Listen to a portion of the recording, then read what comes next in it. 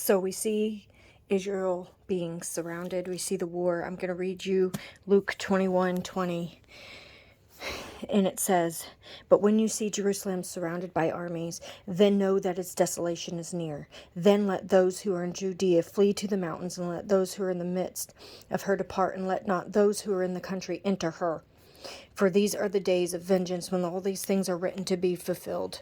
And this says, "But woe to those who are pregnant, and to those who are nursing babes in those days, for there will be great distress in the land, and wrath upon its people.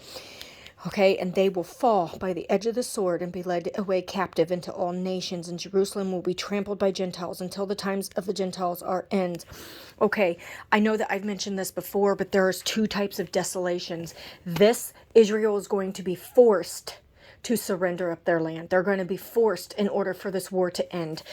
Okay, and now we have Zechariah. Okay. Right here. "Behold, I will make Jerusalem a cup of drunkenness to all the surrounding peoples when they lay siege against Judah and Jerusalem. And it shall happen in that day that I will make Jerusalem a very heavy stone for all peoples. All who will heave it away will surely be cut into pieces. Through all nations of the earth are gathered against it."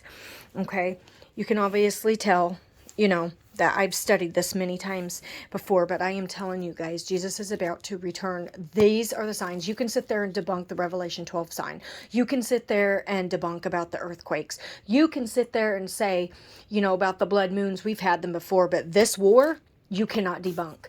Hamas has been inside, dragging people out of their homes, burning them alive, burning their houses down, and parading their bodies around in their cities. Israel's completely surrounded, and over on our Michigan borders and the borders of America, they have missile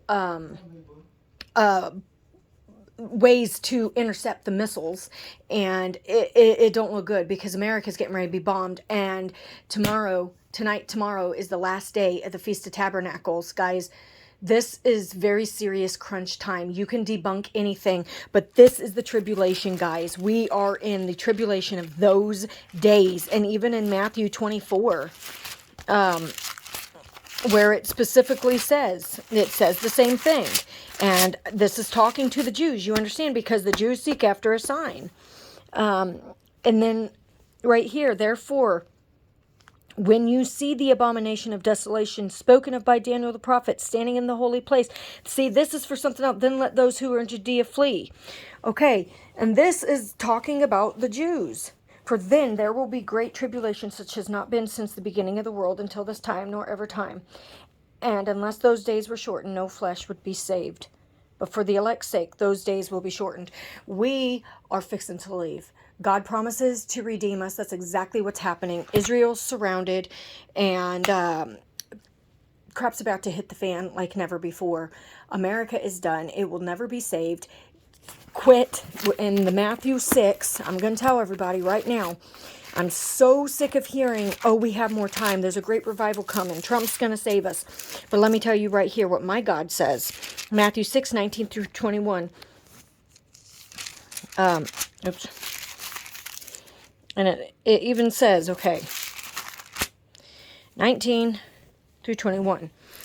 "Do not," and this is in red, this is Jesus' word, "do not lay up your treasures on earth, where moth and rust destroy, and where thieves break in and steal." Semicolon.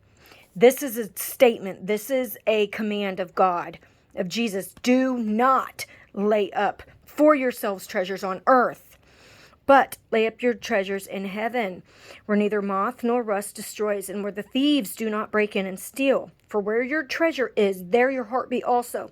You understand that there are so many people holding on to this world, so many things, their money, their cars, their bitcoins, their children.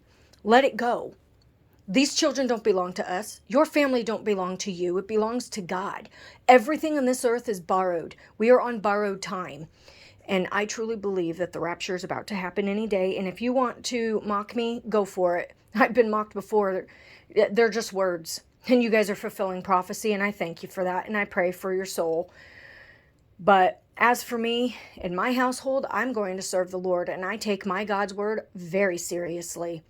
So if you guys have not been paying attention or watching, this is the war that we have been waiting on, and it just escalated because it said that sudden destruction shall come upon them and they shall not escape. They can't escape this, not without a peace agreement. For when they say peace and safety, then sudden destruction come upon them, as travail upon a woman in labor. Well, we are here, guys. The 14th is the ring of fire, and where the water breaks and everything, I believe that is when war is going to break out. And you guys heard what I said a few days ago, exactly 3 days ago, is when this war broke out. We had that alert system, and I said this is to bring about World War III. Well, we're here, guys. God does not lie. He does not delay. It is at his appointed time. I will see you guys there in the air. God bless.